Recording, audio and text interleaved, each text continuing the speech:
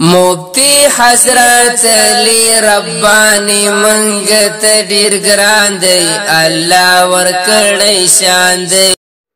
د خبرو خلاصات څلور جملې دي. اوله بدمعشي، دویم تکفیر او دریم افتراء. هغه کلیپ د خبرو خلاصه څلور ټکي دي. ظالمه دا څلور نو د 15 ټکیو. پنځم ټکی اصل و هغه دې ته وخوړ، څلور دې راټینګ کړل، پنځم ټکی خو دې پرېښود چې کم پته اصل گرفتو. نه رشه د هغې جواب وکړه. تاویلو نیم کا نومة العروس، علمیت خو دې دومره دی چې دا دی نامه یا نامو، چې کله قبل الاعلال نوما ینومو با فتح یفتحو شي، مثال اجوه پې واوي نو دا بشي نم کا نومة العروس. او چې کله نام یا نامو باب نصر ینصر شي، نوما ینومو نو دا بشي اجوف واوی دی، دا بشي امر بدراشي نم کا نومة العروس. خو نم کا نومة العروس کم لغت راغسته دی؟ دا باب فتحا او باب نصرنا علاوه یو باب کې یو لغت خو چې هغه استعمال کړي بل باب نه. د دې دا دوه باب دي، امر یا نم راځي یا نم. دا نم د خپل اجتهاد دی. ستا علم دومره دی چې ته د نم نم او نم کې فرق نشي کولی. ستا علم دومره دی چې ته د اجوف واوینه د امر صیغه نشي جوړولی. نو ته مفتی منیر شاکر صاحب غونده شخصیاتو ته چیلنجونه ورکې. تو خدای بنده فدع عنك الكتابة لست منها ولو صوت وجهك بالمداد.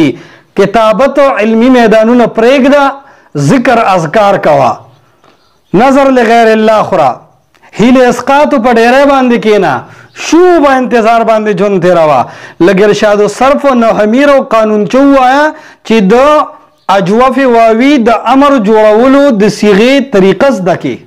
دومره خو نه پوهېږې. دا جواب تا ته قرض دی، دا 15 خبرې وې. که د دې جواب دی ونه کو ستا د کلیف جواب به نه کېږي.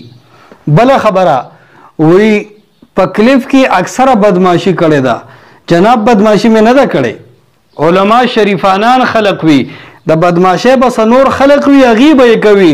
مونږ د دلایلو په میدان کې د ادب او د تهذیب په دایره کې دننه اصلاحي خبره درته کړې ده چې د عذاب قبر غم مه کوه، د حیات النبی غم مه کوه، د عقیدې غم دې وکړه. په عقیده کې د شرک نه چې شرکیات دي، په عمل کې د بدعت نه چې بدعات دي، د شرک او د بدعت غم دی وکړه، د عذاب قبر او د حیات الاموات نه ووړه. دې ته خو بدماشي نشي ویلی، دې ته خو د اخلاقو په دایره کې دننه خبره ویلی شي. وګوره زما ټول کلیفونه انشاءالله په میډیا به دا زما امتیاز وي چې انشاءالله الرحمن زما خوله کې به سپکه خبره او سپوره خبره به چېرته ما یو عالم ته نه وي کړې. زه هم زما نه صرف علم او دلایل مه زده کوه، اخلاق هم رانه انشاءالله الرحمن زده که. زه دې بیا هم محترم او مشر ګڼم او عالم دې بولم، خو احتیاط کوه، په اصولو باندې خبره کوه. بدماشي چا نه ده کړې. او دویمه خبره دا ده چې تکفیر یې کړی دی. تکفیری فتوی مې نه دی ګولې، مدعا مې ذکر کړې ده. دعوه مې دا ده چې تا به زه مشرک او بدعتي ثابتوم. دا زما مدعا ده. ستا په عقیده کې به د دنیا شرکیات، ستا په عمل کې به د دنیا بدعات خیم. قاری بشیر صاحب او پیر سباق پیر صاحب سره به دې لګوم، د هغې اعمال او ستا اعمال به موازنه کوم او بدعات به درکې ثابتوم، شرکیات به درکې ثابتوم. د اخلاقو په دایره کې دننه سپکه خوله مې نه ده خوځولې. ته چې شروع چې دي پنجپریان، معتزلیان او جهمیان او دغه رنګې کافریان، دا رنګ مماتیان، ته څومره کنزل په اول ټکي کې وکې. کوم ځای کې ما تا ته کنزل کړی دي؟ تا ته مشرک او بدعتي ویل کنزل نه دي، دا زما مدعا ده او دا به زه ثابتوم. پاتې شي دا وي افترا یې کړې ده. افترا مې نه ده کړې. حقیقت به انشاءالله مخامخ ناست تر سره واضح شي چې آیا ستا په عقیده کې شرکیات شته که نشته، ستا په عمل کې بدعات شته که نشته. انشاءالله الرحمن پته به ولګي چې افترا ده یا حقیقت دی. او بیا وایي چیلنج قبول دی. یاد ساته کچرې زما د خبرو جواب په دجل انداز کې راکې، د بل کلیف جواب دې نه کوم او مه پته مایا. چیلنج زما دا دی، ووره ستا په عقایدو کې شرک دی، تا به زه مشرک ثابتوم، تا به زه بدعتي ثابتوم. تا سره زما مخاطبه د جمعیت علماء اسلام په واسطه نه ده، د علماء دیوبند په واسطه نه ده، نه تازه جمعیتي ګڼم نه تازه علماء دیوبند کې شمارم. تا سره زما خبرې دي، تا به زه بریلی ثابتوم. ستا عقیده کې شرک دی او ستا په عمل کې بدعت دی، دا زما مدعا ده. حیات الانبیاء او عذاب قبر نه ووړه، مسلمانانو سره خلک هغه خبرې چیړي. تلا د اسلام زاویې ته رادننه شویم نه. اصل خبره دا ده. په دې باندې د چیلنج طریقه زما دا وه، الفاظ ووره، زه به په عزت سره رابلم، ستا به بېعزتي نه کېږي، زما ورورې زما میلمه زه به دې رابلم. د امن ذمهداري دې په ما ده، کرایه دې په ما ده، انشاءالله د غریبۍ مطابق طعام دې په ما دی. ستا د عزت خیال ساتل په ما باندې دي، زما په ځای کې به انشاءالله الرحمن ستا بېعزتي نه کېږي. دې ته وایي د امن طریقه، دې ته وایي چیلنج. زه به دې راغواړم اور کچرې ته چیلنج راکې، الفاظو ته غوږ کېده، ته به د اول مدعا ووې څنګه چې د ما مدعا ووې. کچرې هغه مدعا باندې زه تا سره بحث کوم نو ته به ووې چې څنګه زه د عزت ذمهداري اخلم، څنګه چې زه ستا د تحفظ خیال ساتم، د امن ذمهداري اخلم. دغسې پوره کلیپ وکړه زما د امن ذمهداري واخله. ما سره به دوه درې کسان وي، د هغې د امن ذمهداري واخله، غیر متعین. زما خوښه ده چې هر څوک راولم، ته به فرمایشي خلک نه یادې چې پلانکې راوله او پلانکې. زما خوښه ده چې زه څوک راولم. لہذا که په دغه طریقه چیلنج کوي، اول د مدعا ووایه او مدعا به د عقیدې وي. عذاب قبر د تحقیق مسائل دي، دا د عقیدې او د ضروریات دین اصلي او قطعي مسائل نه دي. په دې به انشاءالله الرحمن زه وروسته خبره کوم او د فتاوا فریدیې حواله به در کوم چې دا د نظریې مسایل دي، د مخصوص عقایدو مسایل نه دي. بهرحال د توحید په مسله باندې به بحث کوو، ستا عقاید به د شرک ثابتوم. که په دې باندې خبره کې یا مې وغواړه یا به دې راوغواړم. چې راغواړم دې د امن د ذمهدار یم، چې غواړم خپل ځای ته د امن ذمهداري واخله او صفا خبره په کلیپ کې وکړه. چونکې چنانچه لیکن لحاظه سره خبره کې او بیا د جواب مطالبه کې، دا ظلم دی، دا د علماو کردار نه دی.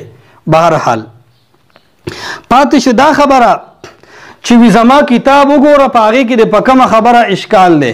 ستا کتاب اظهار الحق نه دی د خدای بنده، دا به زه تا ته ثابت کم چې ستا کتابونه کم دي. ستا د کتاب نوم دی البصائر لمنکر التوسل باهل المقابر. ستا د کتاب نوم دی الذخائر لاهل البصائر. ستا د کتاب نوم دی نداء الحق.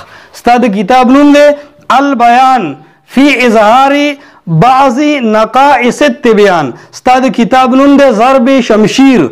ستا د کتاب نوم دی امام الزنادقه ابن تیمیه رحم الله علیه العیاذ بالله. ستا د کتاب نوم دی عقاید المسلمین. ته چې کله د دې کتابونو مطالعه وکړې نو تا ته به خپله عقیده پته ولګي. ستا عقیده کې لومبی بحث تا سره زما څه دی؟ لومبی عقیده د الاستمداد من الاموات، عقیدة الاستمداد من الاموات. ست د مړو نه حاجات طلب کې، ته مړو ته خپل حاجتونه پیش کې، ته وایې چې مړی رارسي، مړی د عزت او د ذلت مالک دی. دا ټول عوام او علما ستا په عقیده باندې ګواه دي او دا به انشاءالله الرحمن زه د دلایلو او د اخلاقو په رڼا کې ښیم. زور، جبر، ظلم، بدماشي دا څیزونه انشاءالله نه منم او نه کوم. د دغې خبرو نه بېغمه اوسه. دغه رنګ بله عقیده دی تصرفات الاموات فی الدنیا، چې مړي راځي او دنیا کې کارونه کوي او تصرفات کوي. او ستا کتابونه نه به ښیم چې دنیا د شیخ عبدالقادر جیلانی په وجه باندې آباده ده. او ستا د کتابونه نه به ښیم چې احمد بن علوان راځي او د خلکو امدادونه کوي. انشاءالله الرحمن ستا کتابونه نه به ښیم چې دا اولیاء په قبرونو کې پراته دي، د خلکو امدادونه کوي. دا به هغه ټایم ثابتېږي. دارنګ عقیده د علم غیب لغیر الله، دارنګ مسله د عقیده د حاضر او ناظر، دارنګ عقیده د سماع اموات من قریب و بعید، دارنګ عقیده د استشفاء طواف د قبرونو. دا ستا عقاید دي. په دې باول باس کې د دې ټولو مسلو نه چې په مزا مزوزو سلسلې ختم شي او پاک مسلمان شي او کلمه د لا اله الا الله محمد رسول الله دوباره وې او عقیده د توحید د زده شي نو بیا به خوند کوي او په مزې سره وکینو او د عذاب قبر او د حیات الاموات متعلق به بیا گفتگو وکړو. هغې ته علمي مزې وي، هغې ته علمي مشغلې وي، هغې ته اختلافي مسایل او مناظرې نه وي. ته د اول عقیده سمه کا، په عقیده باندې در سر زما باس دی. ته چې قرآن مقدس بخاري محدث کتاب ما ته را منسوب کې او دا افترا کول غواړي چې دا ما ته منسوب کې، نو چې دا بوج کله زه برداشت کوم د احمد رضا خان اعلی حضرت صاحب فتاوا رضویه به ته په سر باندې ږدي. ته به چې کم دی نو د اعلی حضرت صاحب ملفوظات او د نعیم احمد مراد آبادی بریلی ترجمه خزائن العرفان دا به ته دا ذمہداری په سر باندې اخلي. ان شاء الله الرحمن هغې نه بعد به باز کوو. نه ستا د جمعیت علماء اسلام سره څه تعلق شته، نه د ستا علماء دیوبند سره څه تعلق شته، نه ستا حنفیت سره څه تعلق شته. ته سوچه کره بره بریلی ته چې د کم ځای نه بیعت ان شاء الله د هغه بیعت یافته مدرسې نه به د شرکیات او بدعات ثابتوم، کنزل بنوي، سب و شتم بنوي. د ټولې دنیا عوامو ته به ان شاء الله خو چې پنځپیریان او اشاعتیان هغه خلق دی چې د رب کتاب بیانوي او د خدای تعالی توحید بیانوي.